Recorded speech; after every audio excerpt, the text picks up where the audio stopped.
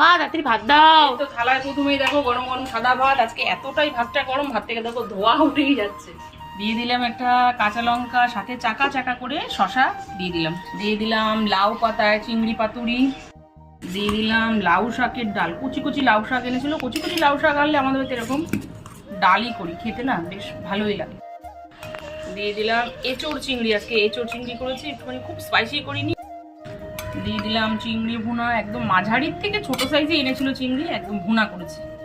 তারপরের আইটেম আজকে জ্যান্ত ট্যাংরা মাছ এনেছিল, জ্যান্ত ট্যাংরা এনেছিল, আলু দিয়ে ঝোল করেছি।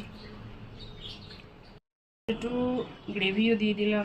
প্রথমেই থালায় পড়ে গেল কুচি কুচি লাউ শাক দিয়ে ঘন করে ডাল, তারপরে এঁচোড় চিংড়ি, আজকে এঁচোড় চিংড়িটা একদম সিম্পল করে করেছি, তারপরে চিংড়ি ভুনা, সব শেষে ট্যাংরা মাছের ঝোল যেটা আলু দিয়ে করেছি।